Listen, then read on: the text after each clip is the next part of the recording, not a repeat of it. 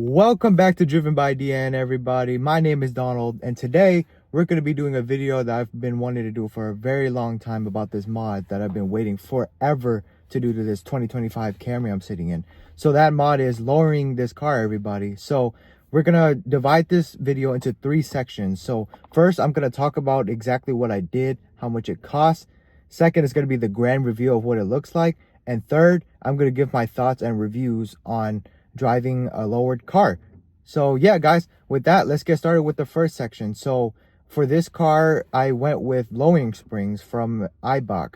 So they made lowering springs that go on the factory strut, that basically you just remove the strut, the front 2 struts, and you would take out the factory spring and you would replace it with the lowering spring, and you just put that back in like it was before. And for the rears, you just drop the lower control arm and you swap out the springs for the lowering springs. So that's what I went with for this car. I didn't do any coilovers or air suspension, since those 2 options are too expensive, first off, and this is just a daily driver. I don't want my car to be like on the ground or anything like that. So I just went with this Eibach setup, and what it did was it lowered the car around 1.3 to 1.5 inches. And I believe that's a really perfect amount of lowering, so that your car could still be practical for daily driving on some questionable Houston roads. So with that said, guys, I'm gonna go ahead and go on with the review. But first, a word from today's sponsor. Have your car's floor mats look like this or this? If you want to leave all the hassles of having carpet floor mats behind, I have just a solution for you. I've partnered up with LastFit, a company that specializes in making custom fit floor mats for a plethora of makes and models, including this 2025 Camry I'm sitting in. Using 3D scanning technology and TPE materials, the all-weather floor mats they make can withstand whatever you throw at them, whether it be rain, snow, mud, dirt, whatever the case may be. And to clean them, all you have to do is vacuum them down and wipe them down with just water and a towel, and they'll look just like new.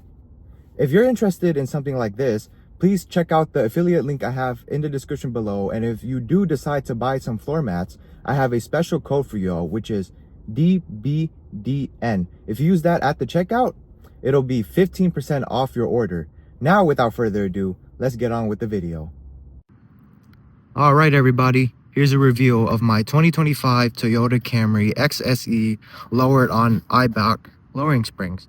You can see the car has been lowered to what I would think is a perfect amount. So it is 1.3 inches front and rear, but I said 1.3 or 1.5 to 1.5 inches earlier because I feel like it dropped a little more.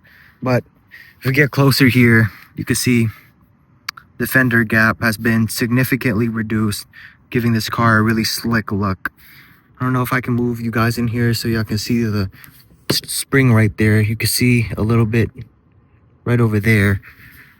I'm gonna go back here, show y'all what the rear looks like. Really nice fitment. So this is stock other than the lowering spring, so no spacers, no camber kit, none of that. Just completely stock on the stock struts and suspension components. Don't know if I can, since this car's really low now, I don't know if I can really get you down under there. You see the rear lowering spring right there. Let's move over to this side. You can see very sleek and aggressive looking.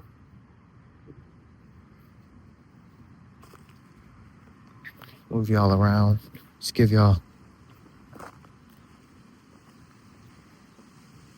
a good look at this right here.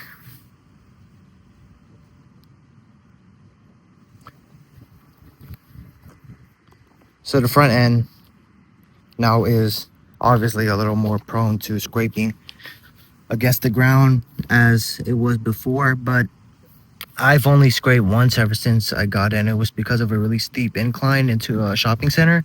But other than that, no scraping issues. You do have to be a little more careful driving this car when it's lowered, especially with these. There's a mud guard right here.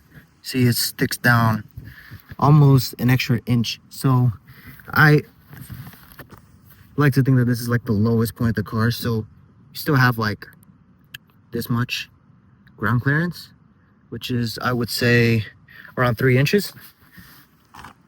So definitely reduce ride height, reduce ground clearance, but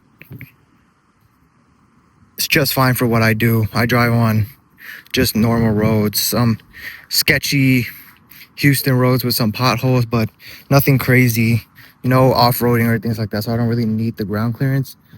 I have taken this car on a dirt road for work after I lowered it, so I was able to experience how it really rode like, and we're going to talk about that in a little bit here.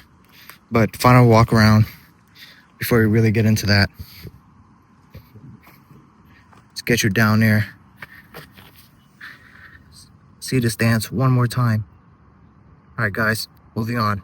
All right, so now we're going to be talking about my personal experience so far with the springs. Personally, I've already put almost 1,000 miles on these springs, so I've gotten some time to get used to them, get adjusted to them, see how it really performs on all different types of weather and roads. So I'm going to be giving y'all my feedback as well as answering some common questions I see on Facebook, other social media platforms about lowering cars, especially on some lowering springs. So first of all, my initial thoughts are the car rides almost like stock. So the some misconceptions are when you lower your car, it's going to ride like trash. It's just going to be bumpy everywhere. However, from my personal experience with this car, I also had another lowered Toyota Camry on Ibach Springs. It was a 2021, and basically this car and that car had the same suspension components, so they rode very similar, but bottom line is still very smooth. It's almost like stock, but it's a tiny bit stiffer, so you can feel it over bumps, but it's not something that'll like give you a headache or like rattle your whole head, you know. Head's itchy. But like I said, you feel it, but it's nothing unbearable. So you can feel it around corners too, and I love how it feels around corners. You have so much more confidence. Like when I'm going around corner, I feel like I can go a little faster now as opposed to stock height. It just, I guess since the center of gravity has been lowered, it makes the car handle really good, and there's no like body roll in play. So I've taken this on, I'm trying to figure out what it's called. It's like this freeway on-ramp, right? But so there's a road and you travel this way and the freeway is going this way, right? So like a plus sign, and on this road you go onto the freeway by taking the ramp, and then it loops around. So it's like a really big and rather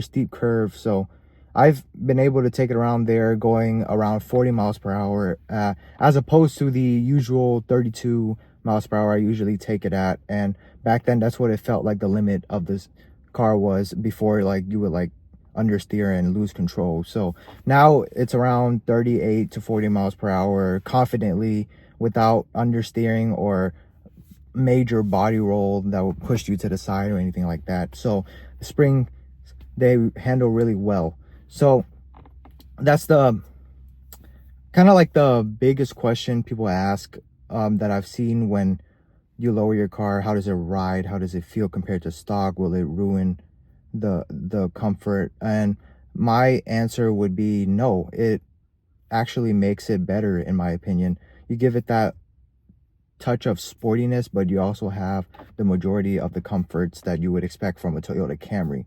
So moving on, I want to talk about how much it cost me to lower this car. So the springs themselves were $350. I got it off the iBot website. I actually got it the first day it came out, since I was so excited. I've been waiting for this basically ever since I got this car in June. So I got it the first day it came out, $350, free shipping on iBot's website. Installation, I actually took it to a shop here in Houston, Texas called DMZ. They did it for me for another $350. So I'm at $700 in, and that's it. So the installation took around 1.5 hours for one experienced person to do it. Like I said, this could have been done DIY if you just follow like simple YouTube videos and just take out the front two struts, compress the springs, take that off, put in new springs, lower the two control arms in the back, slam the new springs in there, put the struts back in the front, and you're good. It's a simple DIY job, but since I don't have the tools or the driveway or the garage, I have a really small garage and driveway is rather steep, so can't really work on cars at my home. So I just went along and paid a person to do it for $350. Only took them 1.5 hours, but if I would have done it myself, I feel like it would have taken maybe like 3 or 4 hours, since I'm not really mechanically inclined to do such suspension upgrades. But yeah, that's it. So ride height, good. Cost me $700 total. $350 was the part, $350 was the labor. I'll leave a link down below to the springs. And yeah, all right everybody, we're back outside, and before we end off this video right here about this Camry, I just want to discuss more about what I have in store for the future of this car. So for now, as it sits, I believe is already achieving the goal I had in mind when I first got this car. So let's do a little recap real quick on what I did. Okay guys, let's do a quick recap what I've done to this car in the 6 months that I've had it for. So first off, the most obvious one is I got the roof wrapped black. Well, the sides of the roof, since the top was already a panoramic sunroof, which is already black. So I had this black, and I have the overlays for the mirrors to be black as well. Overlays for these door handles. Also wrapped the side skirt black. Coming back here, added a roof spoiler. And I added these wind deflectors from eBay. Coming inside, not too much, basically stock, just some miscellaneous accessories, and the last fit floor mats, of course. Link it in the description for that, guys. Use code DBDN for 15% off. And I think the second to biggest mod I've done, actually, when you're looking at it and you don't know that I've lowered it, biggest obvious mod would be the black top, but I think the lowering springs takes the throne. I think this has by far been the best mod I've done for this car. I just think it looks a million times better. Just look at her, guys. Isn't that perfect? So not really any future plans. I plan to leave this thing OEM plus, so no wheels, just sticking with these stock wheels, no spacers, no camber kit, nothing like that. But I do want to add some ambient lighting into the interior. So what I was thinking was, along this line here on the door panel, you can add some interior lighting, but I have to get in touch with a shop, see how much that would run me. Maybe another one here. This under here already has one, so maybe some ambient lighting here along the sides, and same thing on all the other door panels. Spice up the interior a bit, you know. Honestly, Toyota is lacking a bit with their ambient lighting setup, so there's not really ambient lighting in this car other than the footwell lights and this little strip right here. So at night, all you see is the buttons, and there's no really any ambient lighting. So that is something I would potentially want to do in the future if it's possible and the pricing is right. So yeah guys, let's go ahead and end out this video. All right, ladies and gentlemen, we're gonna end up this video right here. As always, thank you so much for watching this video. If y'all did like this video, please give me a thumbs up and a subscribe down below, and hit the notification bell so you don't miss any of my future content. So yeah guys, thanks again for watching. I'm gonna end it off right here, and I'll see y'all in the next one.